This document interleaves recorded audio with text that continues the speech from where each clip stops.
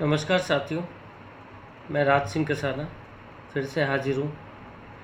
आज कटक बाराबती स्टेडियम में जो इंडिया और इंग्लैंड के बीच में दूसरा वनडे इंटरनेशनल मैच खेला गया। पहला मैच सीरीज का इंडिया ऑलरेडी जीत चुकी थी। 1-0 की बढ़त के साथ कटक के बाराबती स्टेडियम में आज ये मैच स्टार्ट हुआ।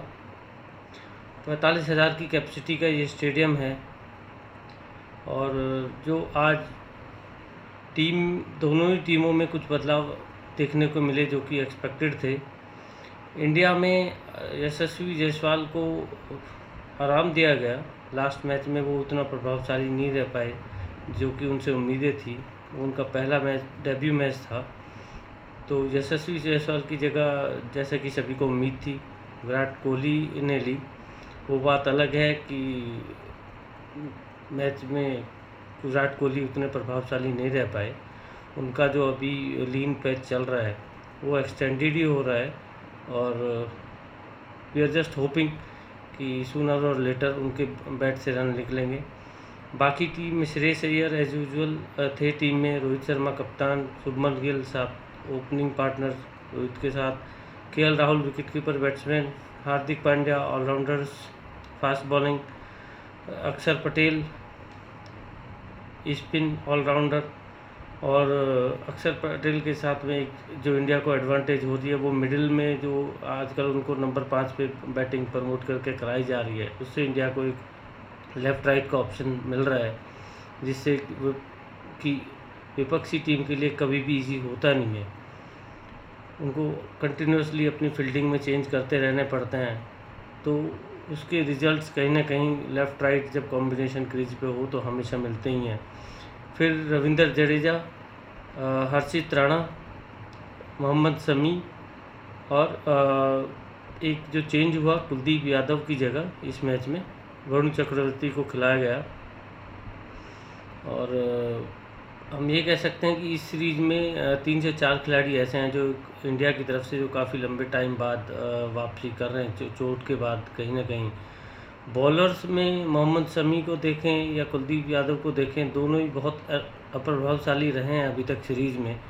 इंजरी के बाद जो आए हैं तो अभी तक शायद मे बी ए केस कि उनका बॉडी अभी उतना ट्यून अप हो नहीं पाया है, मैच फिटनेस अभी नहीं आई है। लेकिन ओवरऑल जो एक दोनों ही चैम्पियंस बॉलर्स हैं जिनसे जितनी उम्मीदें होती हैं उस हिसाब से अभी ना तो कुलदीप यादव और ना ही मोहम्मद शमी डिलीवर कर पाए हैं।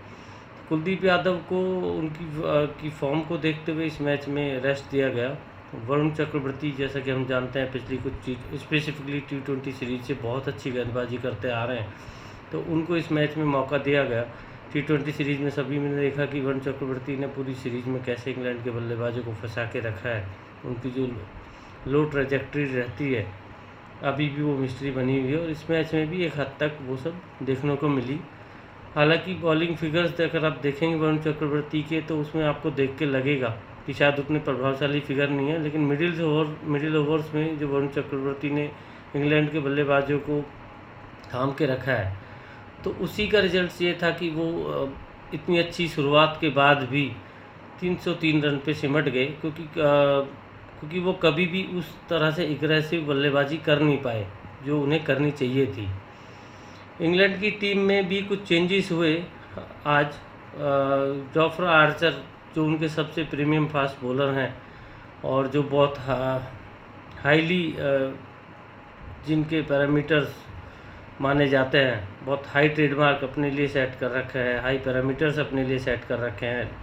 Through out the T20 series हमने देखा कि अभिषेक शर्मा ने और बाकी यंगस्टर्स तिलक वर्मा सभी ने किस तरह से उसको चार्ज किया, तो उसका रिजल्ट ये है कि Jofra Archer despite having 150 plus speed उस तरह से वो इफेक्टिवनेस दिख नहीं रही है। तो इस मैच में पिछले मैच में जो अगेन जोफ्रा आर्चर की गेंदबाजी पर अच्छे खासे रन निकाले गए हैं, उसका रिजल्ट ये था कि आज उनको रेस्ट दिया गया है। जोफ्रा आर्चर की जगह गस एटकिंसन को खिलाया गया। वो अलग बात है कि गस एटकिंसन भी आज उतने कोई प्रभावशाली रहे नहीं हैं।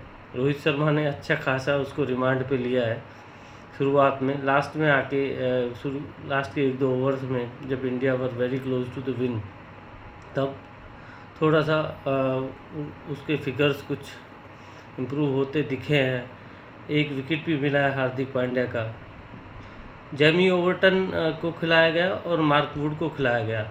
जो इस मैच में बाहर हुए हैं, जैकब बेथल, बाइडन कार्स और जोफ्रा आर्चर। तो इंग्लैंड की टोटल टीम ऐसे रही: फिल सॉल्ट और Ben Duckett opener, 1 down Joe Root, number 4 पे हैरी ब्रूक, नंबर 5 पे जॉस बटलर, लिविंगस्टन उनके off spin allrounder, Jamie Overton, Gus Atkinson, Adil Rashid, Mark Wood और साकिब महमूद, ये टीम थी। तो आज इंग्लैंड ने पहले बल्लेबाजी करी और मॉडरेटली बहुत अच्छी शुरुआत रही उनकी।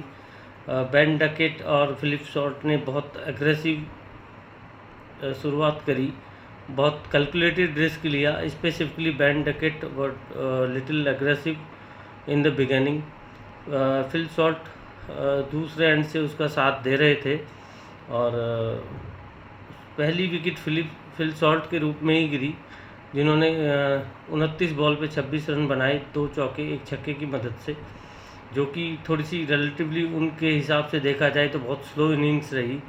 89 का उनका स्ट्राइक रेट रहा। फिल सॉल्ट को जितना हम जानते हैं, he is a very aggressive, very hard hitting batsman, but somehow जिस तरह से एक सीरीज़ का डिसाइडर मैच ही था ये, दूसरा इंडिया 1-0 से पहले ही बढ़त में थी, तो वो प्रेशर दिख रहा था इंग्लैंड के बल्लेबाजों पे। तो despite having the good start, उतने एग्रेसिव, उतना एक खुल के वो नहीं खेल पाए। फिल सॉल्ट और बेन डकेट ने पहली विकेट के लिए 81 रन जोड़े। जब फिल सॉल्ट का विकेट गिरा तब तक 10 ओवर में 81 का स्कोर था, तो आप कह सकते हैं कि 8 का रन रेट चल रहा था और देख के ये लग रहा था कि कम से कम आज 350 रन इंग्लैंड बनाएगी और एक टफ मैच देखने को मिलेगा। लेकिन फिल सॉल्ट, रविंद्र जडेजा ने कैच किया, वरुण चक्रवर्ती इंग्लैंड के लिए मुसीबत बने हुए हैं, तो पहला विकेट वरुण चक्रवर्ती ने ही लिया। When Phil Salt try to slog him out of nowhere and ball top edge हुई और मिड विकेट पे वो रविंद्र जडेजा ने एज यूजुअल उनको कैच किया। उसके बाद जो रूट आए, जो रूट का बैटिंग स्टाइल हम सबको पता है कि वो एक एंड से आपको एक स्टेडीनेस देते हैं, एक स्थिरता देते हैं, और वही उनका एक काम भी है। उन्होंने अपना वो काम खूबसूरत तरीके से किया और बेन डकेट भी बहुत अच्छे दिख रहे थे। लास्ट में वो भी 56 बॉलों पे 65 रन बनाए, 10 चौके उन्होंने मारे। हार्दिक पांड्या ने उन्हें कैच किया रविंद्र जडेजा की बॉल पे। 116 का स्ट्राइक रेट रहा उनका। जो रूट ने बहुत टाइम तक एक एंड से अपना काम बखूबी किया, वो एक एंड से वो अपनी पूरी जिम्मेदारी निभाते रहे, एक छोर को संभाले रहे। हैरी ब्रूक ने उनका बीच में बहुत साथ दिया। स्टार्ट बड़ी एग्रेसिव करी हैरी ब्रूक ने, लेकिन बीच में जो कि मैंने कहा इंडिया के स्पिनर से, स्पेसिफिकली रविंद्र जडेजा, जिन्होंने आज फिर से 3 विकेट लिए, और बताया कि क्यों रविंद्र जडेजा कम से कम 50 ओवर और टेस्ट क्रिकेट में अभी भी इंडिया के लिए ज़रूरत है। और आज फिर उन्होंने साबित किया। हैरी ब्रूक स्टार्ट अच्छी करने के बाद बीच में बहुत स्लो हो गए। रिजल्ट ये रहा कि 52 बॉल पे 31 रन बनाए उन्होंने, 3 चौके 1 छक्के। 59 का स्ट्राइक रेट रहा, जो कि उनके स्टैंडर्ड के हिसाब से तो कहीं भी जस्टिफाइड है नहीं, जिस तरह के वो खिलाड़ी हैं Harry Brook, we all know. उसके बाद जॉस बटलर कैप्टन आए। हमेशा की तरह वो क्रीज पे जब तक भी रहे बहुत कॉन्फिडेंट दिखे। बॉल स्ट्राइकिंग उनकी कितनी फैबुलस होती है वी ऑल न्यू, और ऑलमोस्ट बॉल रन उन्होंने किया। आउट होने से पहले उन्होंने 35 बॉल पे 34 रन बनाए, 2 चौके, 97 का स्ट्राइक रेट रहा। इसी बीच जो रूट भी इसकी भी एक साइड से बहुत अच्छी इनिंग उनकी चल रही थी, लेकिन रन रेट को बढ़ाने के चक्कर में उन्होंने भी एक लॉफ्टेड शॉट खेला टुवर्ड्स द मिड ऑफ, जहाँ पे शुभमन गिल ने अगेन एक बहुत ही बेहतरीन रनिंग कैच लिया है, ठीक है, रविंद्र जडेजा की गेंद पे। और अब हम शायद यूज टू होते जा रहे हैं with improving standards of fielding. और जिस तरह से इंडिया में ये जो यंग लड़के आ रहे हैं, चाहे रविंद्र जडेजा हो, चाहे शुभमन गिल हो, यशस्वी जायसवाल हो, उन सब, हार्दिक पांड्या हो, तो आउटफील्ड में कुछ एक स्टनिंग कैचेस ऑलमोस्ट इस बिकम ए रेगुलर प्रैक्टिस की हमको एक दो देखने को मिल रहे हैं। तो आज भी जो शुभमन गिल ने जो रूट का कैच लिया, वो एक देखने वाला कैच था। तो लिविंगस्टन जब तक क्रीज पे रहे बहुत अच्छे दिखे। T20 सीरीज़ से अब तक उन्होंने जब भी क्रीज पे कुछ टाइम रुके हैं, उन्होंने कोशिश करी है रन रेट को एक्सेलरेट करने की। आज भी वही था, 32 बॉल पे 41 रन बनाए, 2 चौके 2 छक्के के साथ में। फिर उसके बाद में जो उनका लोअर ऑर्डर है, जेमी ओवर्टन ने 6 रन बनाए 10 बॉलों पे। गस एटकिंसन ने 7 बॉल पे 3 रन बनाए before getting out to Mohammed Shami, he was caught by Virat Kohli at mid on. Adil Rashid ने कुछ लास्ट में अपने करतब दिखाए हैं, जो कि हमेशा ही उसके क्रीज पे आता है तो कुछ ना कुछ एक एक्सपेक्टेड चीज़ हो गई है। आज तो कुछ स्पेसिफिकली मैच की एक छोटी सी हाईलाइट रही जब उसने लगातार 3 चौके लगाए मोहम्मद शमी को। मोहम्मद शमी, जैसा कि मैंने पहले भी बताया कि जब से चोट के बाद वापसी कर रहे हैं, तो वो पहले वाले मोहम्मद शमी नहीं दिख रहे हैं, चाहे वो स्पीड हो, स्विंग हो या कंट्रोल हो उनकी बॉल की लेंथ पे। रोहित शर्मा भी ड्यूरिंग द लाइव मैच हमने देखा, ही वॉज गेटिंग फ्रस्ट्रेटेड, जिस तरह से बैक टू बैक चौके लग रहे थे मोहम्मद शमी को। और मार्क वुड रन आउट हुए, शाकिब महमूद नॉट आउट रहे। तो इस तरह से इंग्लैंड ने 49 ओवर 5 गेंदें खेली और 304 रन बनाए। 305 का टारगेट इंडिया को दिया, जो कि शायद कंसिडरिंग द विकेट, जिस तरह का बाराबती कटक का पिच रहता है, और पुराने अगर आप रिकॉर्ड भी देखेंगे तो कह सकते हैं कि पिच वाज नेवर एनफ। और दूसरा, क्योंकि इंडिया को दूसरी बैटिंग करनी थी, तो हल्की सी एक जो ड्यू है वो भी एक्सपेक्टेड थी, जहाँ पे स्पेसिफिकली लेट इवनिंग में वी वर एक्सपेक्टिंग कि bowler will obviously lose a grip on the ball, और it would be rather easier for batsmen to score some good runs, specifically over the fast bowlers, and this was the case this time also. The lone fighter from England side was again Adil Rashid, जिसने बहुत बेहतरीन गेंदबाजी करी अपने and से और match को continuously interested बनाए रखने की कोशिश करी।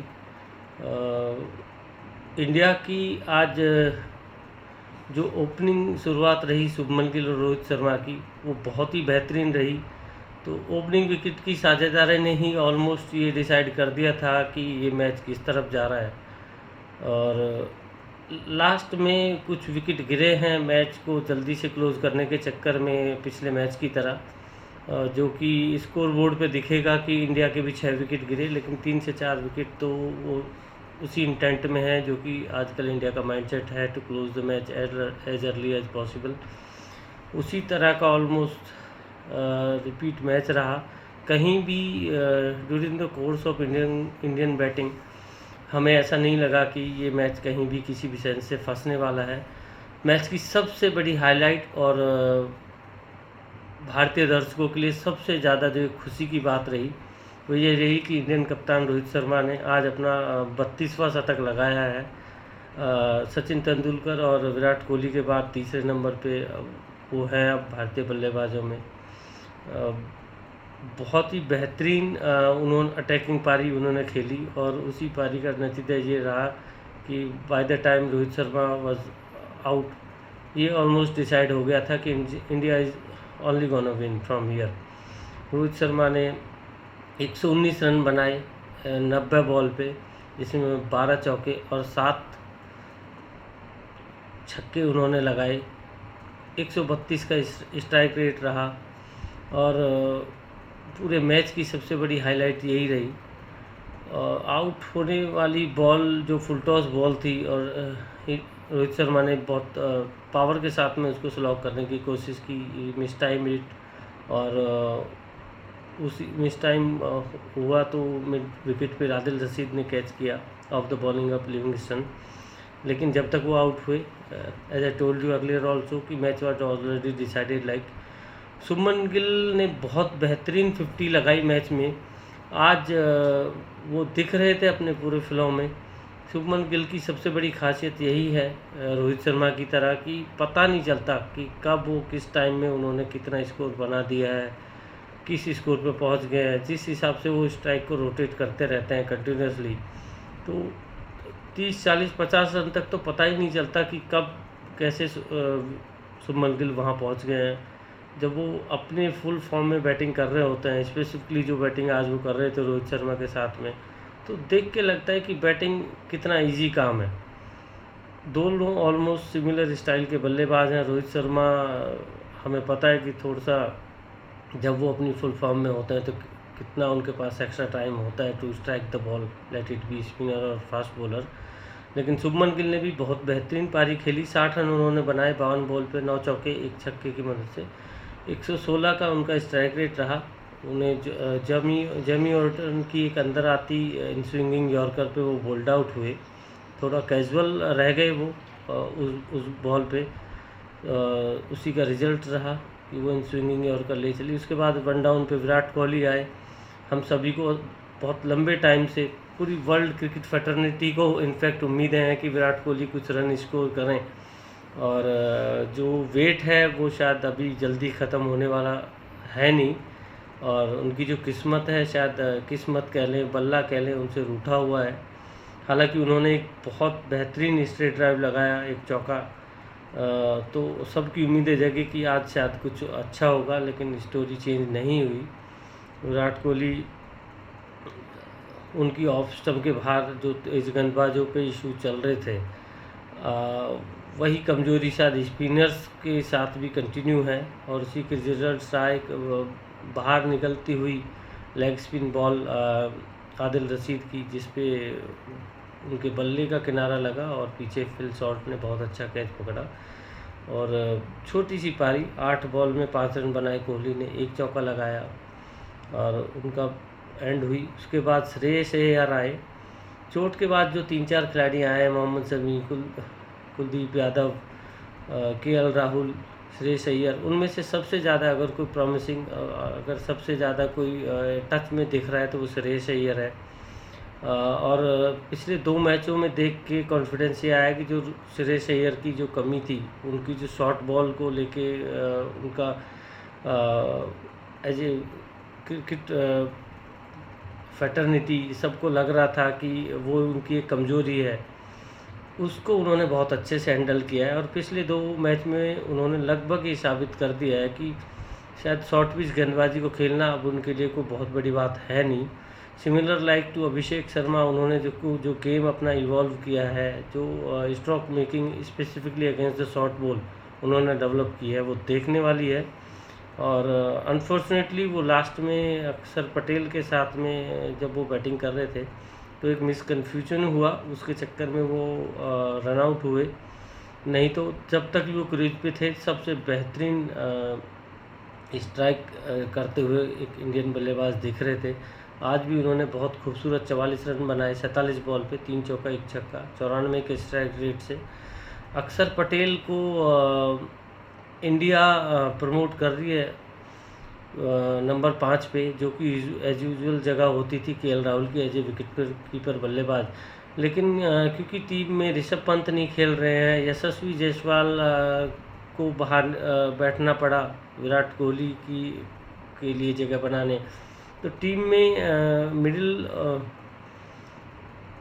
जो ऑर्डर है, मिडिल ऑर्डर में कोई ना कोई इंडिया रखना चाह रही है। गौतम गंभीर की जो सोच है कि लेफ़्ट राइट का कॉम्बिनेशन हमेशा रहे क्रीज पे, तो उसी को उसी सोच के नज़रिए से अक्षर पटेल को मिडिल ऑर्डर में भेजा जा रहा है, और पिछले दोनों ही मैचों में उन्होंने अपनी पूरी भूमिका जो है वो पूरी जस्टिफाइड करी है, और अपने एंड से उन्होंने एक सिरा ना कुछ भी बस संभाल के रखा है, बल्कि उन्होंने इंश्योर किया है कि India is crossing the line at the end.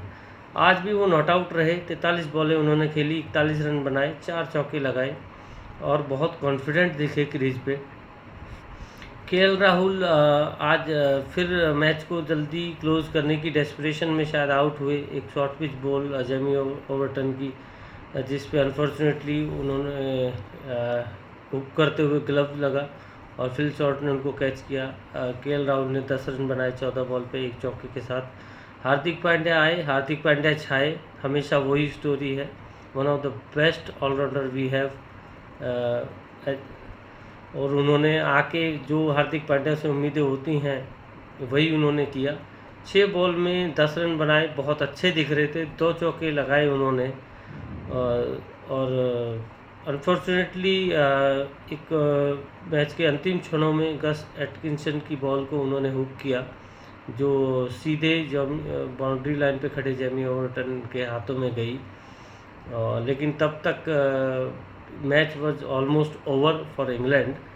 Ravindra Jadeja 8वें नंबर तक इंडिया बल्लेबाजी रख रहा है, तो उसके फ़ायदे भी ये दिख रहे हैं कि even we are losing wicket continuously, लेकिन फिर भी एक ट्रस्ट रहता है कि हाँ नंबर 8 तक बल्लेबाजी है, तो उतना कोई एक रिस्क वाली सिचुएशन नहीं बन रही है। रविंद्र जडेजा ने आए 7 बॉल पे 11 रन बनाए उन्होंने, 2 चौके लगाए, और लास्ट में अक्षर पटेल के साथ में 44 ओवर 3 गेंद में इंडिया ने 304 का जो टारगेट था वो क्रॉस कर लिया। 308 रन बनाए इंडिया ने 6 विकेट के नुकसान पे।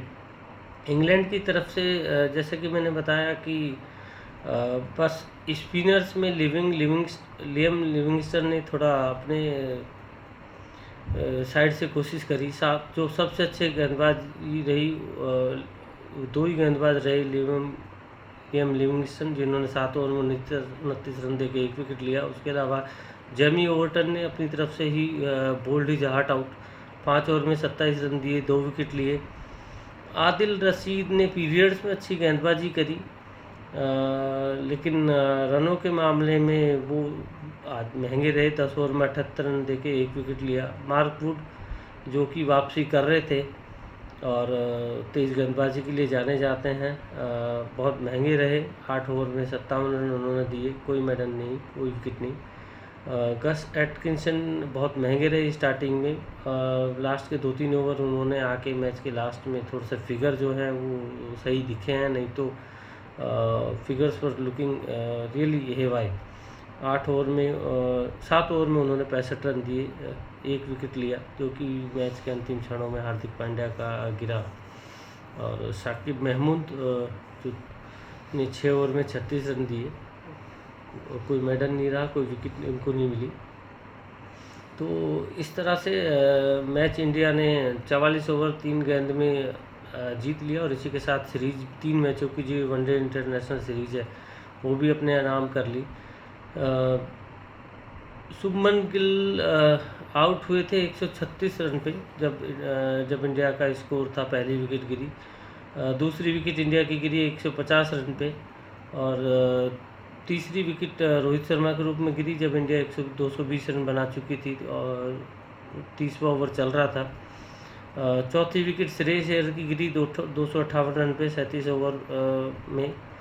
5वीं विकेट गिरी केएल राहुल की जब इंडिया का स्कोर 275 रन था 41वें ओवर में। 41वें ओवर में हार्दिक पांड्या आउट हुए 286 के स्कोर पे जब इंडिया 42वें ओवर में चल रही थी, और मैच के बिल्कुल क्लोजिंग मोमेंट्स ही चल रहे थे उस टाइम पे। ओवरऑल इंडिया ने बड़े आराम से इस टारगेट को चेज़ किया है, कोई ऐसी कुछ मुश्किल हुई नहीं इसमें, जो कि दिख भी रहा था। इंग्लैंड ने अच्छी शुरुआत के बावजूद फ़ायदा नहीं उठाया, तो उसका नुकसान उनको मिला।